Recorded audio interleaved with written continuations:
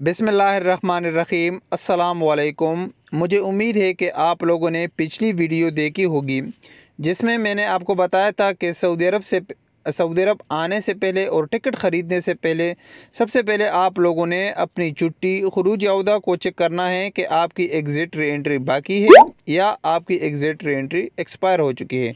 अगर आपकी exit re entry में टाइम है, वो वैलिड है, तो अब अगला मरहला है टिकट का। अब आपने टिकट का क्या करना है। टिकट के लिए दो कैटेगरी के लोग हैं। एक वो लोग हैं जिन्होंने पहले से टिकट ख़रीदा है, एक वो लोग हैं जिनके पास टिकट नहीं है, वो नया टिकट ख़रीदेंगे।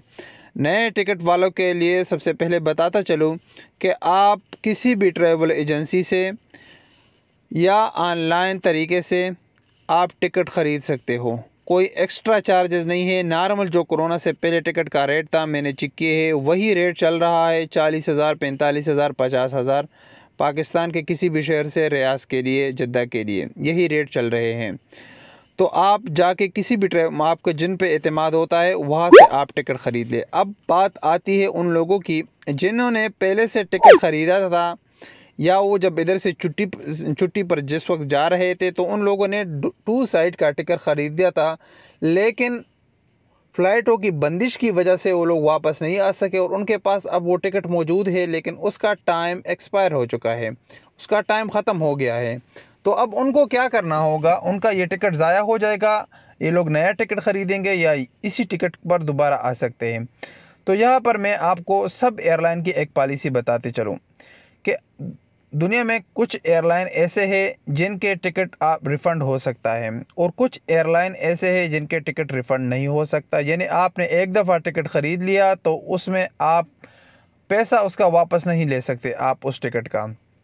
तो अब ये बात तब होती है जब आपकी तरफ से कोई मसला हो। अगर आपने मसलन एयर अरबिया, फ्लाई दुबई, ये ऐसे टिकट है कि इनके अगर आपने टिकट एक बार ख़रीद लिया तो आप इसको दोबारा वापस नहीं कर सकते। एक शर्त में आप सिर्फ इसको वापस कर सकते हैं अगर एयरलाइन की तरफ से कोई मसला हो।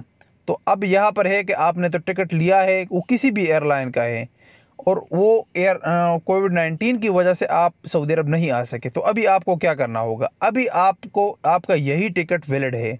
आपने आपके पास जिस भी एयरलाइन का टिकट है वही एयरलाइन वाला इसका ज़िम्मेदार है, वो इसको एक्सचेंज करेगा। आपको जो भी नया अवेलेबल डेट होगा उसी में आपको टिकट आपका चेंज करेगा और इसका कोई भी फ़ीस नहीं है। ये एयरलाइन के ऊपर ज़िम्मेदारी है। ये बात मैं आपको मुसद्दिक़ के तौर पर करता हूँ क्योंकि मेरा 6 साल का एक्सपीरियंस है ट्रैवल एजेंट का। एज़ अ ट्रैवल एजेंट मेरा 6 साल का एक्सपीरियंस है। तो हमारे सामने इस तरह के बहुत सारे केसेस आए हैं। अगर एयरलाइन की तरफ से कोई भी मसला हो, वो टिकट नॉन रिफंडेबल भी हो, तब भी एयरलाइन उसकी ज़िम्मेदार है, वही एयरलाइन आपकी टिकट चेंज करेगा। तो आपको नया टिकट ख़रीदने की कोई भी ज़रूरत नहीं है। आपका यही टिकट आपके पास जो है अब यही चेंज हो सकता है। अब बात आती है कि ये कहाँ से चेंज होगा। अब अगर आप सऊदी अरब से जा रहे थे और आपने यहाँ से टिकट ख़रीदा है तो आपके पास 2 ऑप्शन हैं। या तो आपने जिस ट्रैवल एजेंसी से ख़रीदा है उसी ट्रैवल एजेंसी में आपको जाना होगा, या आप किसी दोस्त के रेफरेंस से किसी दोस्त को वहाँ पर भेज सकते हो, वो कर लेगा। अगर आप ये नहीं चाहते या आप कहते हैं कि मेरा कोई दोस्त नहीं है वहाँ पर, तो आपने उस एयरलाइन के ऑफ़िस में जाना होगा। उस एयरलाइन का ऑफ़िस कहाँ होगा पाकिस्तान में, आप गूगल पर सर्च करें, उस एयरलाइन का नाम लिख के और उसका ऑफ़िस लिख के, आपका जो भी नज़दीक सिटी होगा उसके साथ लेके, यानी आपने लाहौर, इस्लामाबाद, कराची, पेशावर, इस तरह लिखना है कि एयर ब्लू ऑफ़िस इन इस्लामाबाद। तो आपको वो लोकेशन, मोबाइल नंबर, सब कुछ आपको दे देगा।